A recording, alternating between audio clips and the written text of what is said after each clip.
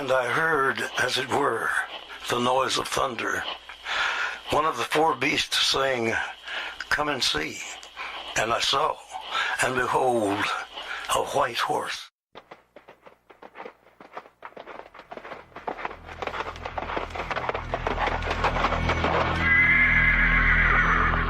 And I heard a voice in the midst of the four beasts. And I looked, and behold, a pale horse, and his name that sat on him was Death, and hell followed with him.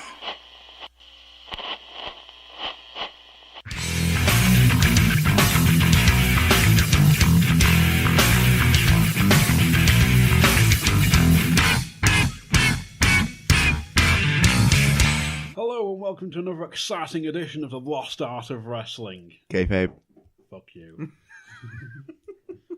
I'm sorry. Don't know what came over me.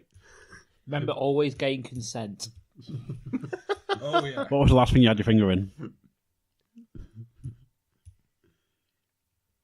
A tube of Smarties. You're Snow White, a victim of sexual assault. Yes. Oh, you said no. What do you mean, no? I don't know. What's your favourite cheese? Shout out to the master debaters. Absolutely. But we are the Lost Art of Wrestling. Yes. Kayfabe. Was Sleeping Beauty Fuck off. a victim of sexual molestation? All these and more. Join us today as we talk about white collar podding. I'm here once again joined by a man. The myth. Well, he's not really a myth because he's a delivery man. The man of 1,000 gimmicks. Signed, sealed, delivered. He's a dazzler. It's Billy, the boy Bunkell. Hello, how we doing? Still delivering that bronze. And in the corner to my right, from all the way over there, weighing None of your damn business. minus 2 testicles. If it's for aerodynamics, I'll have you be aware. It's me, it's him, it's THG. Yes, it's me, it's THG, Paul the Hat Guy Flinders. The man your mother warned you about. And the person you could do nothing about. Always gain consent. So we're here, catching up. Not really doing a chat, but we have a special guest today. From the mean streets of Blackpool, England. Well, the posh parts. Weighing... South Shore. That's why I said the posh part. It's Blackpool. It factors in with his gimmick. Okay. It's the part of Blackpool that has the least amount of roadworks at the minute. That's true. It's a half truth. We have 2 bridges closed. Yeah, as opposed to half the town. Yeah. Give me that one. He was the gentleman brawler. It's Christ Hi, everyone. It's Christ. from Lost Art Podcasting. So Christ recently signed up for the PCW White Collar Wrestling in Preston. Which still should have been called Barcade, Stephen Fludder. We want our royalties. Damn it. So yeah, Christ undertook 8 weeks of training, a bit like a white collar boxing event, to compete in his first and possibly not last ever show in a PCW ring. I don't know, was we the only ones chanting, please come back? We were chatting all sorts. Yeah. We were official at the end of the knobhead corner. We was the to be knobhead fair, corner. but we'll build up to that. We will. So, Christ, tell us about your experience Right. with PCW and white collar. Well, it all started back in 1985. Not that far back Oh, okay. in Virgil. Let's not say things we can't take back. I'll just get Bunkell to do that. Yeah, basically it all started, as you mentioned, we've had white collar boxing events before, and I've on and off considered doing that. I've done martial arts before, so I'm used to taking a few hits. Okay. That could be read all kinds of ways. But Well, and I remember saying to you a while back, it was probably about a year or so ago, I said, why don't we do a white collar wrestling event? I'd definitely sign up for that. So next thing you know, he emails me one day, there's a white collar wrestling event at PCW, and I went, I'll think about it. what I didn't see was Flood was around the corner of his phone going, white collar wrestling, I like that. Yeah. I like that. Yeah. It wasn't really. So yeah, it took me probably about a week or two, and I said, yeah, I'm going for it. I texted him one Saturday night and said, I've signed up. And then, but then it was a long wait after that. It was probably about January when I signed up, when it was first announced. It said a long wait. And I kept constantly saying, I'm going to prepare for this, and I never did, to be honest. I didn't. I just got thoughts of Christ coming in as a cruiserweight, you know. Oh, yeah. Around the ring. Yeah, that was the same kind of thoughts I had as well, to be honest. Yeah. Well, Think about all the flippy doos. And then, so then it was quite a long wait then until September this year. We did our induction day one Saturday at the PCW Academy, and I thought it was just initially I thought we'd just go for a bit of an icebreaker, get to know everyone, get to find out what's coming, and we were straight in the deep end. We found out next thing we're doing we're there's a crash mat in the ring. All of a sudden he says, right, you're gonna learn how to break fall in your first session. Unfortunately, Bunkell's phone didn't. Oh. So we had to climb up to the middle rope and break fall onto the crash mat, and it feels a lot higher than it actually is. So then it wasn't too bad. Everyone did it. It was 20 of us in the room, 20 of us signed up. We all gave it a shot. And then someone jokingly said, "Oh, we found that easy. The middle, the top rope's coming next." So we all laughed, and he's like, "Right, who's first?" And I was like, "Oh." So next thing you know, we're falling off the top rope as well, and that was. It's all about. It's all about. What is it? Just over a foot higher. I'd say 1.5 foot, something like feels, that. Yeah. It feels like you're 10 foot higher than the middle rope as you're looking down. But then again, we all did it. It was. We all took the challenge, and that's where it all started. And following Monday, we started our first session. So it was Mondays, Wednesdays for 8 weeks. It was tough, but that's what we all expected. Really, none of us had ever wrestled before. We're all big wrestling fans, but never stepped in the ring before. And this is the first event of its kind, so we didn't know what to expect really. And it was just straight in the deep end. We had Bubblegum for our first session. He's obviously a brilliant trainer to work with. I was going to say, you couldn't have picked a better trainer to begin with. Absolutely awesome trainer to start off with. And it was, like I say, it was straight in the deep end. First session, we started off a really tough warm. It must have been about 100 squats probably, which we weren't. So I've heard some nice rumours about the PCW, sort of like the intensity side of things. They do like to push the talent. Yeah. So like, I've heard many a rumour when they sign up, they come in on the first day, and obviously as academy guys, not white collar. Yeah. As they push them to the point where a lot of them actually make them squat that many times that they actually vomit. Things like that. But luckily, nobody vomits. Yeah. Reminds you of a Vinnie Mac story. I think it's Mick Foley. So about Vinnie Mac, he's like, "Oh, what are you doing tomorrow?" He's like, "Oh, I'm just gonna fly in a row." He's like, "Oh, come work out with me." He's like, "Okay." He's like, "What time are you gonna start?" He's like, 4 a.m. He's like, okay. And he's like, so he gets at like 4 a.m. Vince is already there, like with sweat on. Well, what do you want to do? He's like, well, we're going to work out till we puke. It's like, you what? We're going to work out till we puke. Yeah. Okay.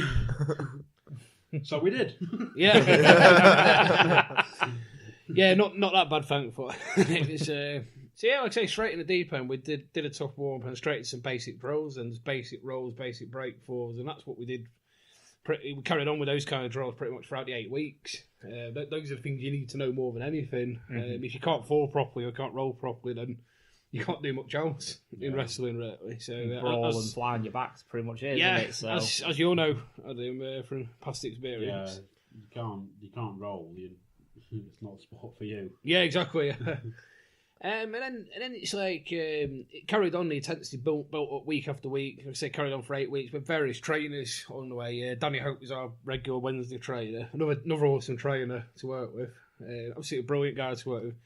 Really good sense of humour, but really good trainer. Just pushes you to your maximum. So does Bubblegum as well. Really, nobody escapes doing anything. They won't let you get away with not doing it, but in a positive way, if you know what I mean. It's not a case like it's needed. In a way. Yeah. At the end of the day, it's to push you along, isn't it? And Yeah. make you progress. And it's like say you can't do the basic things. How are you going to do things later down the line? it's not that as well. You could be potentially dangerous. You know what Yeah. I mean? Oh yeah. If you don't know the basics, which is obviously what they're teaching you, Yeah. you can't even do a basic move without potentially injuring somebody or yourself. For that matter. it sounds the way to me like sometimes it was like Tough Enough. Like Yeah, the original yeah. series where it's like they're trying to body slam him and Well, it's like Yeah. I remember way back from watching the original Tough Enough. There was the one kid who couldn't break fall the whole time until he got eliminated, and it was you have all this potential, you can do everything else, do a back break fall, can't do it, and it's you can't be here if you can't do it. Yeah, exactly. Yeah, that's one of the most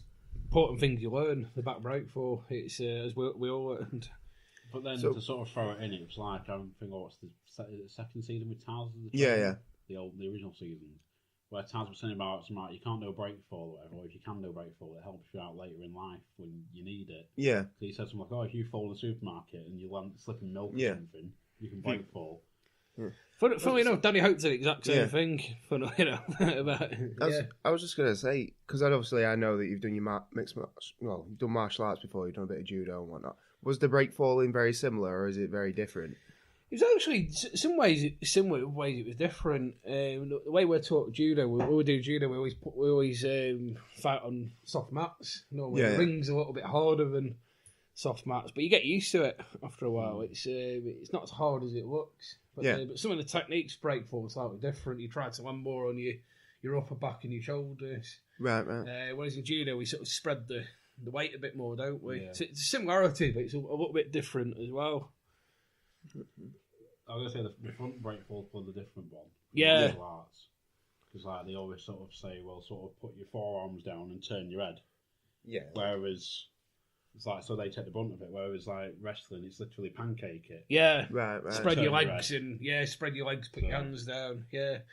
But like So- this, like thingy, they'll say, "Oh, go off your knees, whatever," and they'll go off your front and just land on your arms. Yeah. Whereas wrestling will say, "So, oh, well, trip yourself into it, sort of thing, and pancake." Right. Turn Right. around so you Okay. don't break your nose. Yeah. Like, okay, I don't think. Luckily, I think Arcadian did that. It looked like he didn't. Oh. Fucking hope he does. So, Yeah, I mean, like I said, you think, the basics, that's the boring bit, but we all sort of accepted you've got to know all that to be a safe wrestler. Like you say, wrestling's all about safety. That's what we found in the 8 weeks. It's all about going out there and not getting injured. you're not just looking after yourself, you're looking after your opponent. Yeah, exactly. Yeah, Like, yeah. It's a two-way thing, isn't it? Yeah. Really.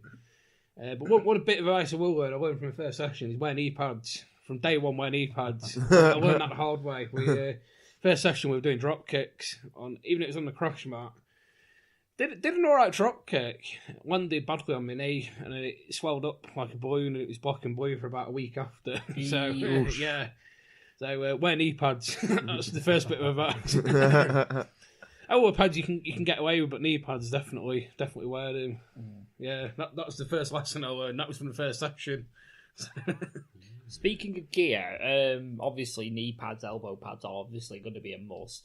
What are the costs like? You know, obviously if you're thinking of say like for me, for example, thinking, it sounds like a good idea doing this white collar. Thinking, right, costs. What are you thinking of? What sort of costs are you talking about? In the rough area, obviously. Yeah, I've got the most important first thing I got was the boots. I've got some like Lonsdale style boxing boots, which they said would be absolutely fine. That's pretty much every person in the room had Lonsdale boxing boots on. You'll notice. I wouldn't splash out a proper wrestling boots. They're about look at £100 upwards. £100 plus, yeah. It's a £35 pair of boxing boots from Sports Direct, somewhere like that. Served me fine.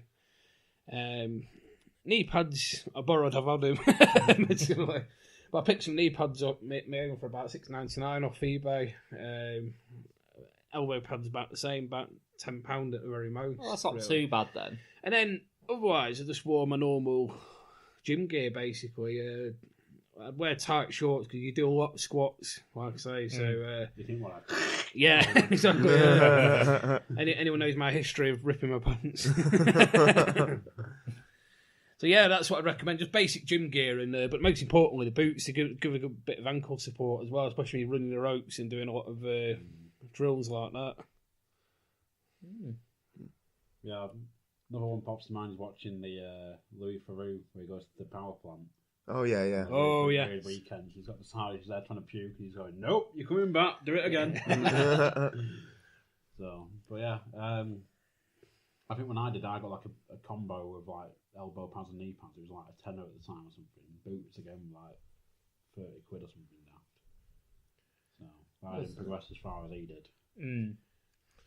You still did it though, didn't you? That's the main thing. You still did. You've done some training, so you should give it a go. I don't want to keep saying. Oh, what's this space? Yeah. So yeah, like I say, that carried on for 8 weeks with various trainers along the way. We had Danny Hope, Bubblegum, Ashton Smith, Chris Ridgway, and then we had the awesome Joey Janela towards the end, who was absolutely fantastic trainer to work with, a real character as well. I mean, as a talent, I just fucking love the guy. Yeah, I mean, absolutely. I've seen him I saw him do 3 matches at the Wrestling World Championships. Yeah. Saw him do 1 match in Manchester, and obviously we've seen him this weekend just gone at the Tower, and he has not had 1 shit match. No. He has not had 1 shit match. No. How was the training from the Invisible Man? I hear he put in a good performance this past Friday. Oh, definitely, yeah. It was, how was he as Joey's co-trainer? He was very good. No, that was the thing, really. It's like you'd be doing a drill and you look round, he's not there. It's like, has he actually seen it? Has he just seen that crossbody that I've done, or has he seen that superplex that I've just done to myself? It's like he wasn't there the whole time. I mean, Joey watched everything. But I just couldn't get that. So when he was training, it was good, but it's like, was he watching us? That was the big question.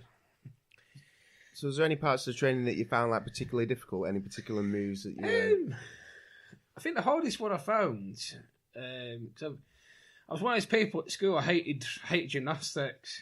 I was never good at flips and all that kind of stuff. So I did a kind of rolls because I've done a bit of them with judo, and I got the hang of them by the end of the 8 weeks. But the sunset flip was probably one of my trickiest moves, especially my size. It's more of a cruiserweight move, and you've got to run off the ropes and then do a front flip over someone. But I think, to be honest, I did get the hang of front flips. The hip toss, that came a lot easier. Yeah. Because when we started off doing hip tosses, they said, right, before you do a hip toss, you've got to do a front flip. And I was like, oh shit, I've never been able to do a flip in my life. So they're just doing... First, someone got on all fours, you put your hands underneath and then flipped over them. And they sort of built it up from there. Then, right, you've got to run out the corner, do a flip with no support. So it's onto the ring. So it's like, oh, right. No, on the cross mat, that was it. And then they took the cross mat away, so you're building up to doing it on the ring. And I got the hang of it by the end, but sunset flip was a tricky one to learn. But to be honest, it's one of them things that I think we all did it, and I did it as well, is that you've just got to give everything a go, really. Even if you don't find you're not good at a move. And he said this right, Flood said this right at the very beginning, there are some moves people just won't be able to do or will struggle with, but he said, you might not be able to do front flips, you might not be able to do this, but you'll find you're good at something else. When we had some people that were high flyers who were doing jumps off the top rope and all sorts. So everyone found their niche, really, I think.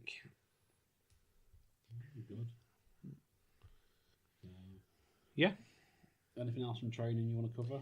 Or... From the training, I'd say like I say, it built up as you went along. Just built up, and then the hardest bit was when we got to week 7, and it's like it's dawning upon us, oh shit, we've got a match in just over a week's time. So it's like none of us really feel ready to take on a match just yet. So it's like, what's going to happen? Because we're constantly asking about who's our opponents, and they said to us like, we're not going to tell you who your opponent is because we don't want you fixated on that. We just want you to concentrate on getting the basics right and getting ideas in your head about what you might want to do in the match because you're going to have an input into it as well. Yeah. So he said, I'm not telling your opponents right to the very end. It could even be the night. They told us. So we didn't even get hints about who we were facing or what kind of match we were going to get until probably about the very final week before the event. But it didn't bother us. We'd all enjoyed the experience. We thought, I don't really care what match I get now, as long as I'm getting an appearance. Really? Just enjoyed the experience. So, getting under the lights. Yeah. Because they said to us, this is probably about week 7 again. We're getting characters and gimmicks in place now. This is quite a funny bit for all the group. This as well. We all quite enjoyed looking at each other's profiles because what we had to do was for our press releases, we all had to go on Facebook, we'd taken photographs throughout with a professional photographer, and he said tag each picture and put this information in: name, age, date, hometown, gimmick. So this is where we all got to know a bit more about each other as well, which was quite funny. How old's that person, and what's his gimmick going to be? Yeah. So, some of us are like, I mean, they were a really friendly group. Everyone was great to work with. Everyone supported each other through, and it was a great group to work with. But we all wanted to find these little bits of information about each other, so that was quite fun. What's his gimmick going to be? What's his entrance music? But it also gave us a choice. Do you want a tag match or a single match? Or do you want to be a face or a heel? Because originally I said to Adam, I thought we're all going to be faces, surely. We're basically novice wrestlers taking on professional wrestlers. So how can we be? We're heels, really. When our friends and family are sat in the audience, how can we come out and shout abuse at our friends and family? So he said to us, if you want to be a heel, we'll let you, but you've got to be prepared for the challenge of being a heel. And when we're doing character work in training, it's bloody hard being a heel. I've got to say, having to ad-lib and shout abuse at people and things like that. It's great fun. It's great fun doing it. Oh, shut your mouth. Shut you. Without swearing, though, that's the difficult bit. It's a family show, isn't it? You've got to keep it PG, yeah. Yeah, but somehow wishing death on someone isn't when you're running out of a drop kick going, die! So yeah, it was one of them. It's like, being a heel sounds great fun, but you really got to be prepared to be up against that challenge of being against a well-known professional wrestler and being able to be the bad guy against them, and that's really hard. So I respect the people who did go for heel on the night. And some of them, I think, really pulled it off really well. The ones I will point out that really did really well was Mike Bennett and his tag team partner. Yes. Now, I remember that night, me and Adam gave... Not Mike Bennett, because Mike Bennett was the guy who was like dressed as like security, wasn't he? Yeah. It was the other bloke he was tagging with who was dressed as like I'll call him a Poundland rock star. Yeah. And we just hurled abuse at him for about 15 minutes constantly, me and Adam. Yeah. And we just did not relent. We did not relent. I think we enjoyed it. At this point, we were, 3 or 4 pints deep? 3 or 4 pints deep each. But the thing is, though, he was giving us ammunition to throw back at him. Oh, yeah, that's a good heel, though. Yeah. Exactly. So he was casting his line and we were biting. Yeah. You know? And like, for example, we're talking about his outfit. He had leopard print on. We were shouting at him that Scary Spice wanted a tights back. Yeah. And things like that. Yeah. And then he was taking the piss out of his coat, saying, he got it from Poundland. Primark, sorry. And he was like, I think we ended up saying, he asked him, what were you doing in Primark? Yeah. Something like that, buying negligees or something like that. To which point, for some reason, I decided to say, I will be your white knight, sir. I decided to shout on his behalf. And if I remember correctly, I shouted, and I quote, he was in there buying it for your mum. And then a split second realised, his fucking mum could be sat front row. Because he suddenly turned awkwardly away. I was like, step back. Yeah. God. Yeah, it was great fun though. Yeah, so but that's what I recommend. If you do want to be a heel, be prepared that it's bloody hard work to be a heel. You really got to be able to convey that character across. Being a face is a lot easier. You've got to be able to take the abuse as well. Yeah, I mean, I don't mind taking the abuse, but trouble with me is I'll start laughing too much. I just find it funny. Send in the man.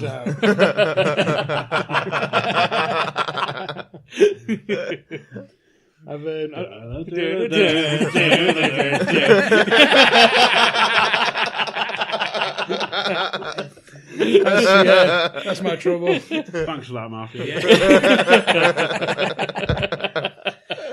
So yeah, we're in like I said, the last couple of weeks going up to training. We had a special session, a full day session on the Sunday with Joe Genoa, which was brilliant. And we literally spent the whole day going through matches, going through match technique, how to structure a match, how to what we're gonna do, things like that.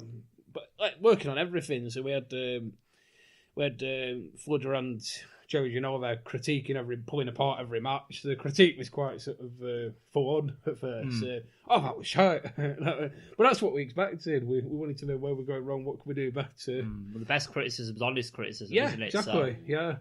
So then, like I said, we had a couple of last few sessions on the Monday and Wednesday that week. And that was going over what we'd done on Sunday, or match practice, getting those final few pieces in the jigsaw really ready for Saturday night. And then we move on to Saturday night. So when you say like you were match practice, so to speak, were you actually in the ring running through your match and like each individual? It was basically it was like a lottery. They'd pick everyone's name out and they go, right, we're gonna do a few tag matches, a few singles matches. You could be against anyone in the group. Right. And there was people we're all different ages, shapes, sizes, whatever. So it was really, but that's wrestling for you, isn't it? Really. So it was completely random who you got. You could be in a tag match. I never got to experience a tag match, unfortunately. That's one thing I did miss out on. But it was all random. So I did a singles match with someone. You at least turn up at some point with Rey Mysterio mask, put it on and go, I'm Rey Mysterio. That was tempting.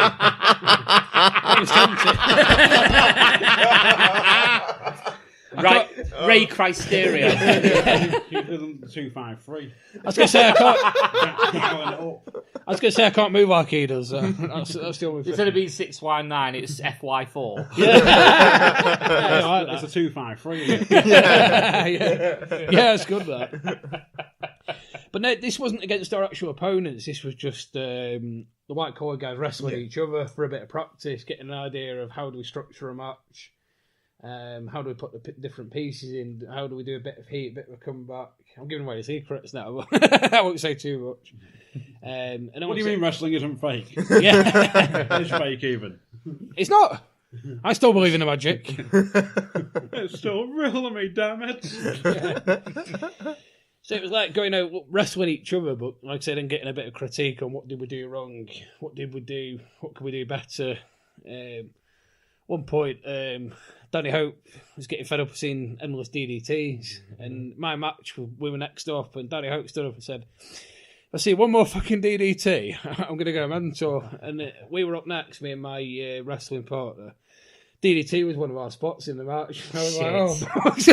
So then we went, what are we going to do instead of a DDT? Oh, we'll figure something out. So I got slapped. What should we do instead of a DDT? I'll DDT the shit out of you. We just had back and forth DDTs. Yeah. Should have done that, yeah. But, so I took a slap across the face instead, which was which I think I sold pretty well. It got a big ooh from the audience. So it sounds like when I did training, and everyone kept doing a snap suplex and it was easy, and the trainer's like, "No more snap suplexes for the love of God." Yeah. Of course, next bit we did snap suplex. The thing is, actually, based this match, I was against one of the girls from the group.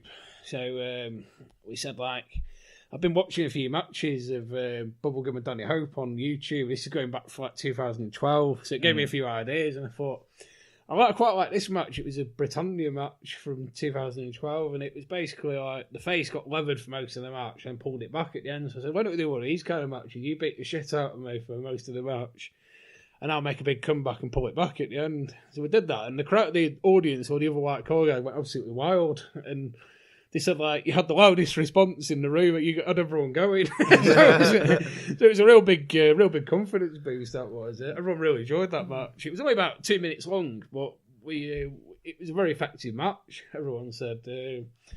Trainers even said to us, it was short but effective. You got the message across. You got the heat. You got the comeback. You got everything in there. So I finished it with a British Bulldog running power slam. Which was my big comeback. That was my my finisher, so to speak, with the free count. And then after that, it was the main event. So obviously you rock up. The day of the show. The day of the show, you rock up, you park your car, and you go over to the venue. What's the first thing that you have to do? It was mainly just we were helping with the setup. It's getting everything prepared, and this is where you Me see. and Paul were helping to set up in Wetherspoons across the road. Yeah, we were setting up the glasses on the table. yeah. So we're helping to set up, and this is like the first glimpse you get of the venue. I mean, I've been in there loads of times before at PCW shows in the boat, but this is the first time you're looking at it from the other side, and it's even I've been in there a million times over. It's like looking at it from a completely different angle. It's a really weird feeling at first. It's a really, really nice venue. I mean, it is, yeah. Obviously, if you're a newbie, it's weird. It's like I could akin it to like that scene in Jurassic Park. You know when they go through the main gate, and it just opens up. Yeah, and you're just walking along the corridor as you're going towards the venue. It opens. You got the it's double doors. It opens layout, isn't it? Yeah, it opens up, and you just got them stairs going down. You just see the entire room. But you get what I mean? Yeah, Fludder stood there in his white suit. Welcome to Evoke. But you get what I mean. Oh yeah. You open up. It's a really long walk, isn't it? It's a straight narrow walk. If you, I could imagine if you was like you was a wrestling fan and you were new to presses that you're wrestling, and you walked into that venue and you saw it all set, and be like, whoa. Imagine doing the walking onto the dance floor dance from down that corridor, though. Yeah. I'd be knackered. It'd be time before you got to the dance floor. It'd be like a Paul London entrance, won't it? So yeah, we got everything set up. Like I say, this first glimpse. This is a different ring as well. What we were used to from the academy. This is much bigger. So this is like going to a much bigger ring. So it was like shit. That's in a few hours. That's the ring we're going to be wrestling in. And of course, at this point, the room is empty, so we're not seeing it filled with the crowd as well. So that comes later on. So then after that, it was just getting bits and pieces together. It was went backstage.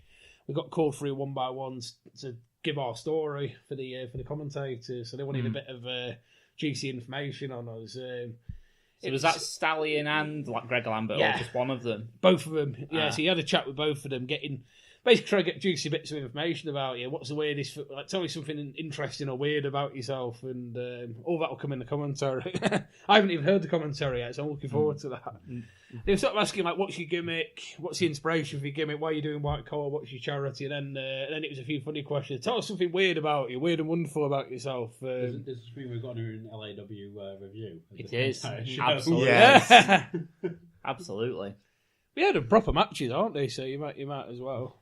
It was very enjoyable as well, from what I remember. So if I remember correctly, I did sort of pitch an idea for an alternative commentary. Oh, nice. Yeah. So Did pick up on it? Or... I don't know. I honestly don't know. But yeah, so after that, it was just then the build up of. It was like we got. That's when the running order got announced. So we knew who we were facing about just a few days before. It was probably the Wednesday or the Thursday before the big night. We knew who our opponent was. We knew we were getting singles or tag matches.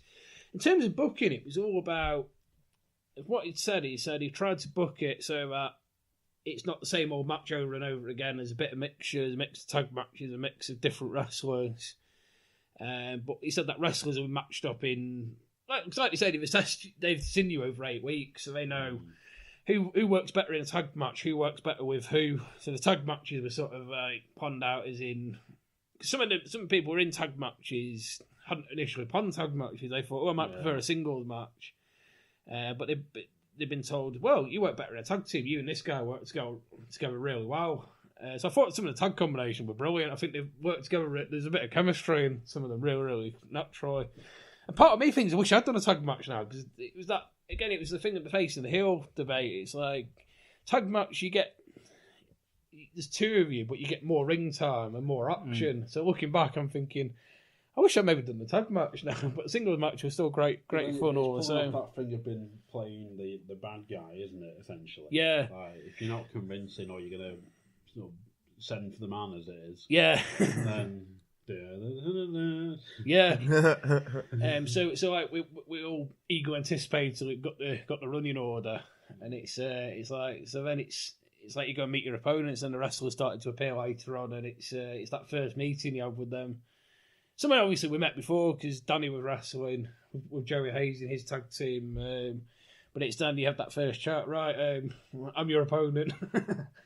what's the plan kind of thing. So, like I say, you have a bit of an input into it. You get to say, I want to do this, I want to do that, things.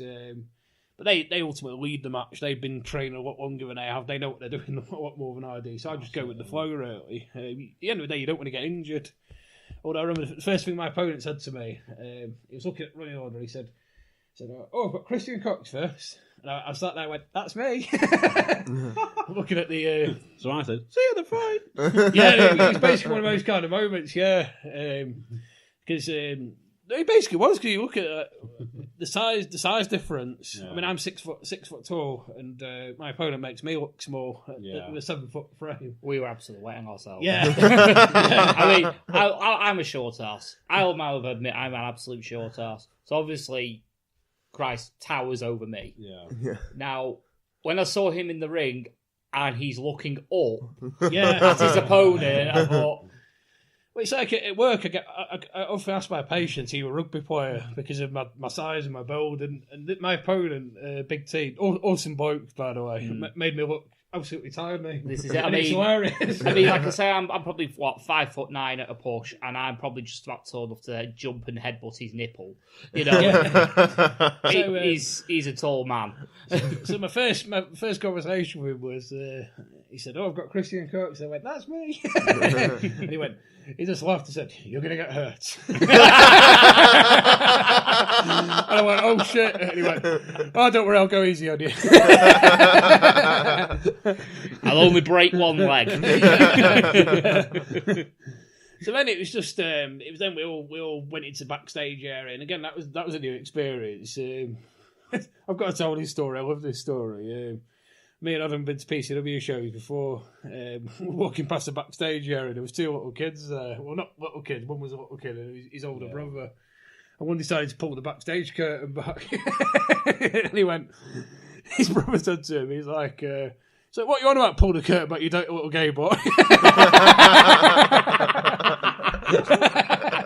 I think this was for the Festive Fury show with Vader on it. And then all of a sudden...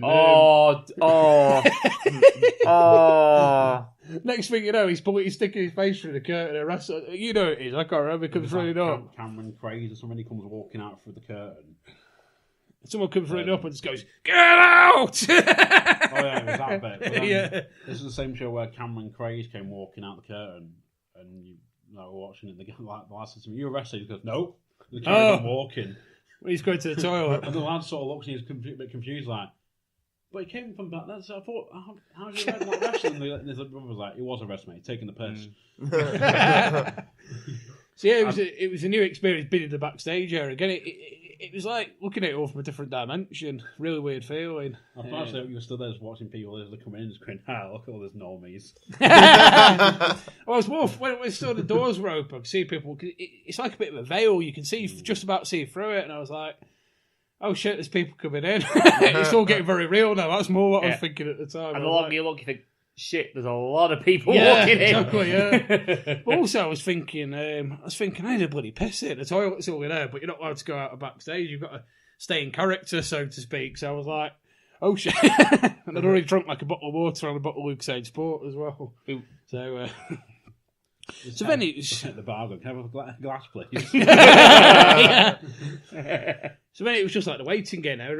We all got changed into our wrestling gear, and that was. I mean, again, none of us had worn our wrestling gear up to this stage, so that was like a big unveiling as well. Seeing each other in our colourful wrestling gear. That's when I also found out, and this got me so much stick from the group as well. My opponent happened to wear the same colour singlet I had on. Yeah, it was exact. Yeah. It was pretty much a mirror match. Literally, that wasn't planned in the slightest, honestly.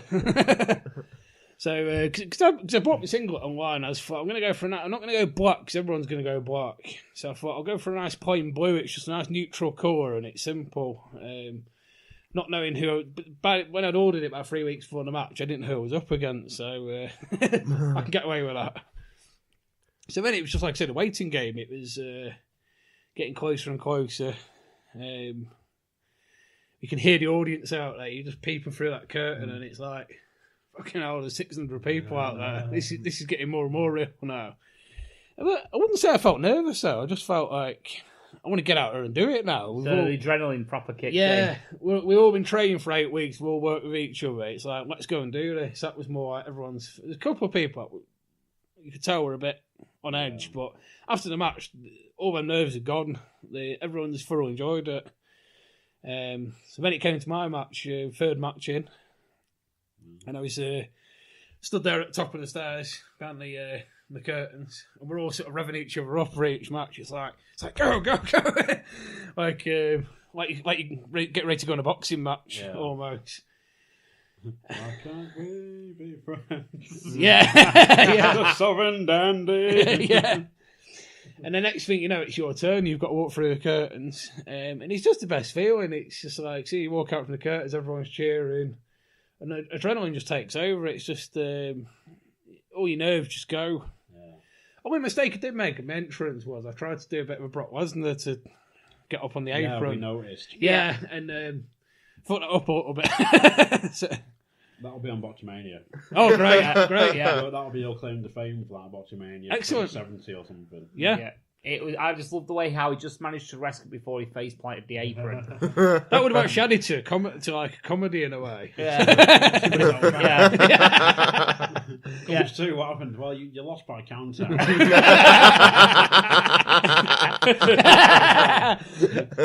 Did I injure Big T? It's like, well, no, you didn't get in the ring. Well, we knew at some point we were going to talk about this. Now, Big T's entrance music is. What's that Big T's again? Oh, it's that bloody Snoop. La da da da da. Yeah, it's that one. Yeah. And I was singing along to it. It says, "Audio gold. Christ is giving us audio gold." I just couldn't help it.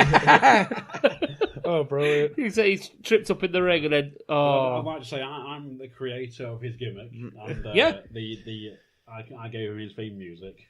Well, I decided to name CJ Cox. For some reason, that seems got lost in the post somewhere. Because I told him my ring name is going to be CJ Cox, but I got announced as Christian Cox. I really hope they're on commentary arguing with each other, going, Christian. No, it's called CJ. Oh, please. CJ. Why have I got Christian? That was what happened. One took my name as Christian, the other got my name as CJ. So I think that's where there's a bit of confusion. But it's nothing. Them, yeah, you know, it's. So yeah, it was got in the ring.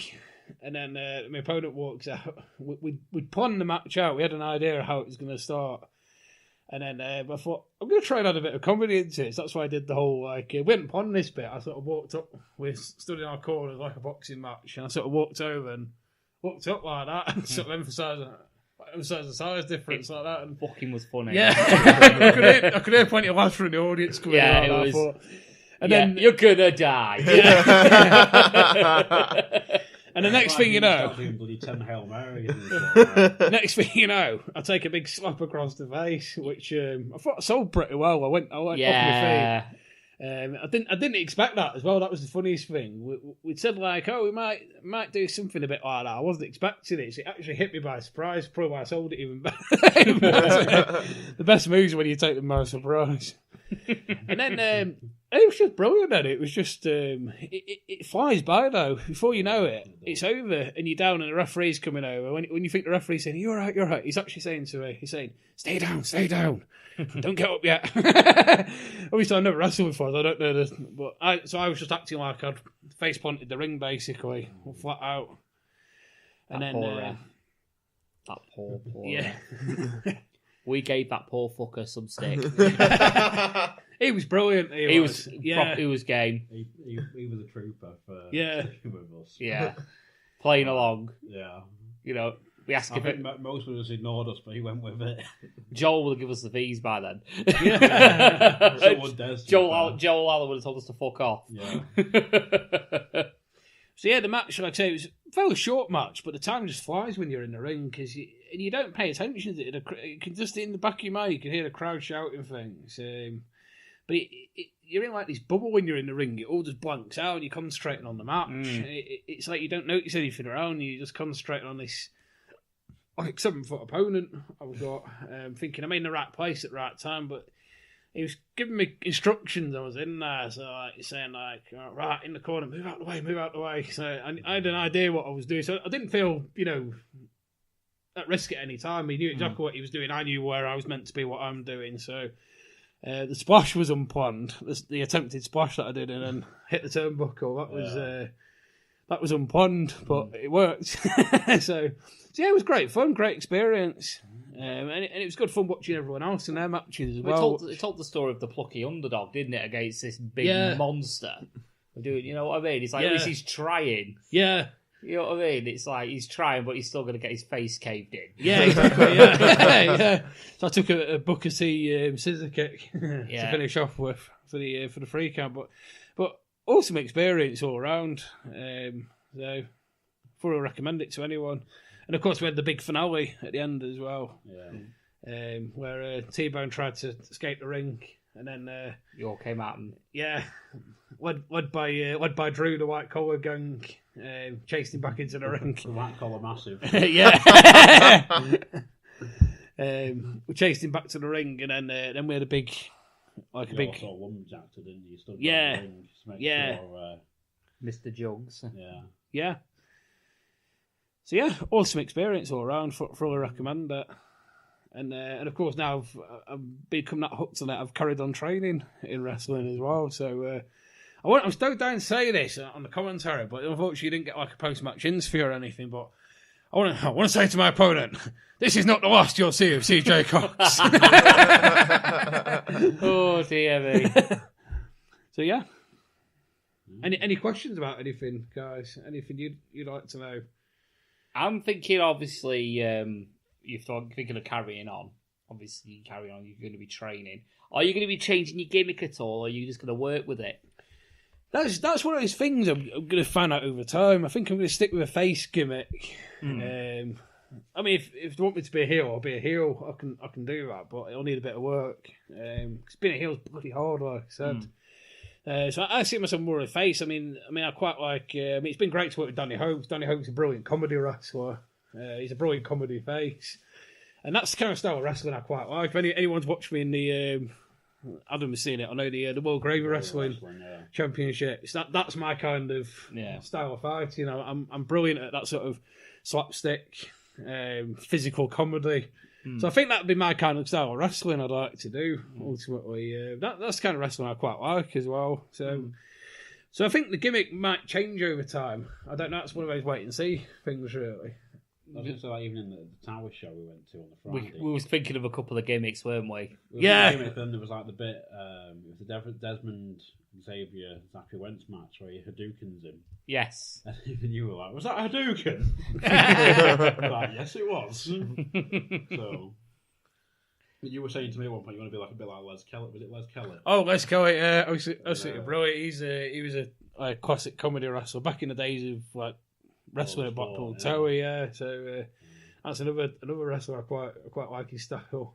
That style that you can, like, you know, obviously you started in your 30s, but that style of wrestling you can carry on doing, can't you? You know, it's the way, you know, like into your 50s, like someone like a Keith Myatt, maybe. Yeah. You know, so it's you know, it's not a bad way. He likes the Colt Cabana bit. Right. Oh yeah, Colt Cabana.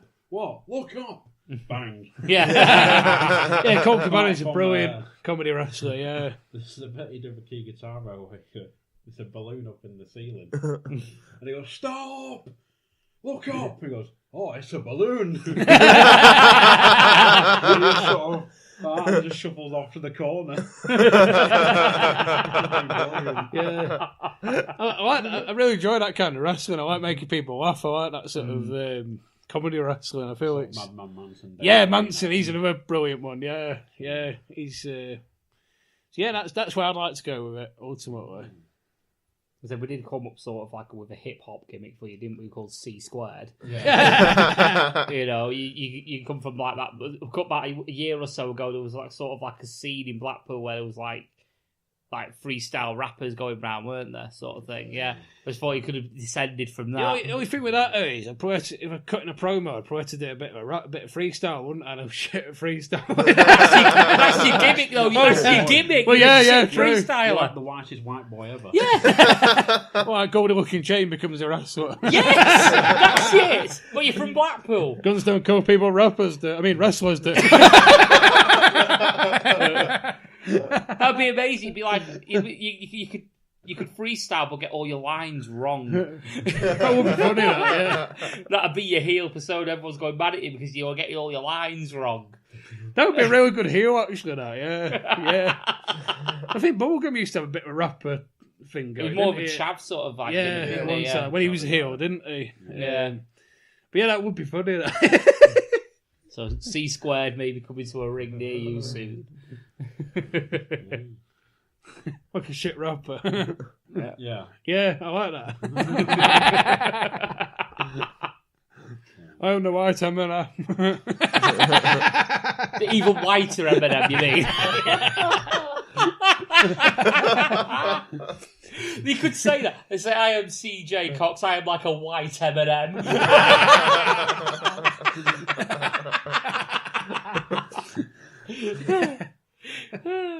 God. So yeah, anything else to add, Coxy? I don't think so. Anything else you want to cover? Or No, that's it. All I can say is, like I say lesson number one: wear knee pads if you're doing it. But my first bit of advice is just do it and go for it. If you're a big wrestling fan, go for it. It's even if you don't. I mean, some people, quite a few of us actually, after the experience, have said we want to carry on doing it. We want to wrestle again. Do full training, which I've carried on doing so far. A few others have said, "Oh no, this is it for me. This is my one night, and that's it. I'll never step foot in the ring again." So, but yeah, but my only advice is give it a go. It'll be the best thing you've ever done. It's great. And there's currently a sign-up happening now, isn't there, for the next one, which is January. training starts January, matches in March, isn't it? Yes, yeah. So I think I think there's details of that on the Preston City Wrestling website, which I think you can find. Is it BritWrestling.com? Yeah. Or PrestonCityWrestling.com. I think. Yeah. If you Google Preston City Wrestling, you'll find it. It'll be the first link that you come to, and you should be able to find it on there. That's if you're interested in it. Which I think if you're a wrestling fan, you've got the itch. Why the fuck not? Yeah, that's all I can say is go for it. It's the best thing you've ever done. Yeah. Yeah, but like I say, my two main bits of advice are heat rub and deep heat rub and knee pads. They're the two things. Deep heat bath stuff. Oh yeah, it's brilliant, that stuff. Yeah, deep heat bath stuff. Available in a pound shop near you. For £2. £2. Yeah, yeah. It works. It's good stuff. I recommend it. Yeah. Cool. Right. Well, I think we'll wrap this one up. So, don't do it. So, you know exactly what I'm doing. Yeah. So, Paul, give yourself a plug. You can find me at the RAD Live podcast. You can find us on Facebook at www.facebook.com/UKRAD podcast. We're on Twitter at UKRAD podcast. You can find us on Spreaker, iTunes, Stitcher, and many other good podcast apps that are out there. Beautiful. And as you probably heard whilst Paul was giving his plugs there, with Price going, DVD giveaway. I was quietly trying to hint at you. I wasn't giving anything away. While speaking to the microphone. Oh, yeah. You utter tard. Since Christ had done the dick fingers and dropped a bollock. Yes, we are looking at doing a giveaway for a signed White Collar Wrestling DVD. We'll have more information on that when it's available. So yeah, check out our Radio Live, check out our friends the Master Debaters, and check out the Hardest Part of the Ring pod. It's the hardest part of the ring, Paul. Oh, it's the hardest part of the ring. He's got a family, damn it. It's the hardest part of the circus. As Arcadian found out. This is true. Ouch. So yeah, for the Lost Art of Wrestling, I've been Coxy. I've been Christ. I've been Billy the Boy. A Dazzler. Signed, sealed, delivered. Yeah, I like that show.